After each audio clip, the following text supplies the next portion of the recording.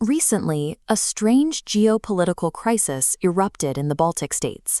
In the span of a single week, the Prime Minister of Latvia resigned, and her entire government collapsed following the destruction of several fuel tanks. The trigger for this political fallout was an energy infrastructure breach. A long-range drone strike successfully targeted and destroyed a key segment of the country's fuel reserves. The investigation into the wreckage revealed a surprising fact. Russia did not launch this attack. Ukraine did. A weapon built and fired by the Ukrainian military had struck the territory of a close NATO ally. This strike happened because the drone was intercepted and hijacked mid-flight. Modern drones are vulnerable digital nodes. These invisible forces can turn a localized battlefield into a borderless, unpredictable hazard for every nation involved. To understand how a strike goes this far off course, we have to look at the two categories of drones currently in the field. First are first-person visual, or FPV drones, which are typically used for rapid, short-range strikes against nearby targets. FPV drones require a continuous digital tether to a human pilot. If that connection is interrupted, the drone follows its basic programming. It either flies in a straight line, crashes, or attempts to return home. The second category is GPS drones. These are used for deep strike missions and require no human pilot to hold the controls. Instead, they follow a pre-programmed path of coordinate breadcrumbs from point to point. Because the drone doesn't have a pilot, it spends its entire flight listening for external signals. It checks in with satellites or local cell powers to confirm it is still on the correct path. That need to listen is a significant flaw.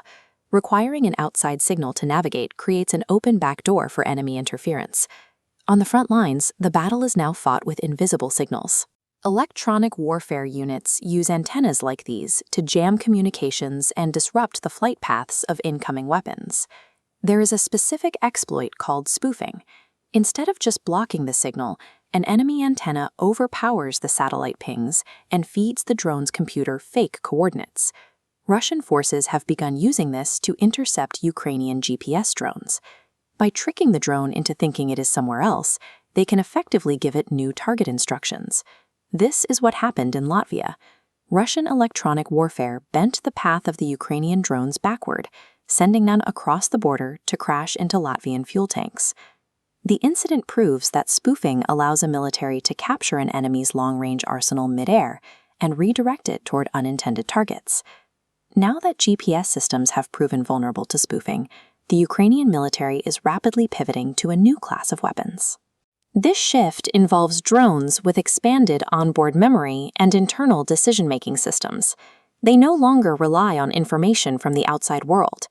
These drones use visual terrain mapping. They scan geographic landmarks like roads and mountains, comparing them to a digital map stored in their memory. This makes the drone unjammable. Without receiving external signals, there is nothing for an enemy to spoof. By removing the need for a satellite link, these systems have entered the realm of truly autonomous robotics. This rapid innovation has allowed Ukraine to surpass Russia in both the volume of drones launched and the sophistication of the technology on board. Ukraine is no longer the only country building these. An international coalition is now establishing the physical infrastructure to produce these autonomous systems on a massive scale. The list of partners includes Poland, Germany, and Sweden, along with Middle Eastern powers like Saudi Arabia, Qatar, and the United Arab Emirates. While this global production grows, the United States has been sidelined by internal political friction, placing it at the back of the line for this specific technological transition. The events in Latvia were a first look at this shift. By 2026, as these mass production lines mature, the widespread use of autonomous, unjammable weapons will change the requirements for both aerospace and combat.